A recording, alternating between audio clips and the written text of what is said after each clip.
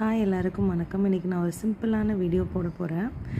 Night time follow பண்ணுற ஒரு 3 routine வந்து நான் இன்றைக்கி போட போகிறேன்.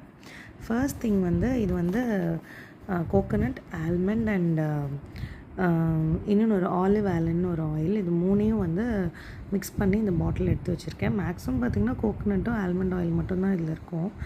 இது வந்து காலை நல்லா நைட் வந்து ஸ்க்ரப் பண்ணிவிட்டு கால் பாதத்துக்கு மேலே கைக்கு எல்லாத்துக்கும் இந்த ஆயில் அப்ளை பண்ணுவேன். ஸோ தட் வந்து டே ஃபுல்லாக கால் அவ்வளோ நடந்து ஓஞ்சு போன காலுக்கு வந்து அது ஒரு நல்ல புத்துணர்ச்சியாக இருக்கும்.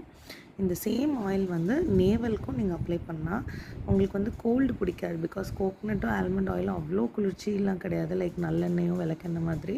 ஸோ அதுவும் நீங்கள் அந்த நேவலில் விட்டிங்கன்னா காலையில் ஃபேஸில் ஒரு நல்ல க்ளோ கிடைக்கும்.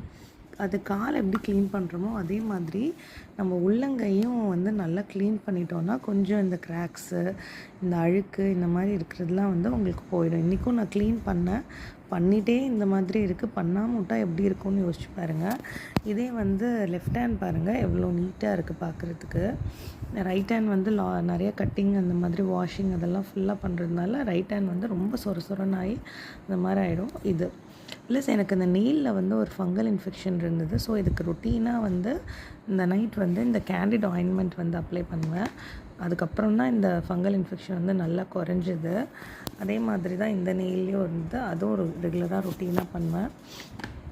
அப்புறம் காலெல்லாம் ஸ்க்ரப் பண்ணிவிட்டு அந்த கால் பாதத்துக்கு வந்து இது ரெண்டுமே வந்து நாட்டு மருந்து கடையில் தான் வாங்கினேன். ஆயுர்வேதிக் மெடிசன் கட்ஃபார் அப்படின்னு சொல்லிட்டு ஒரு ஆயின்மெண்ட்டு, கிராக் கோட்டுன்றது கோட்டக்கல்லோட ப்ராடக்ட்டு.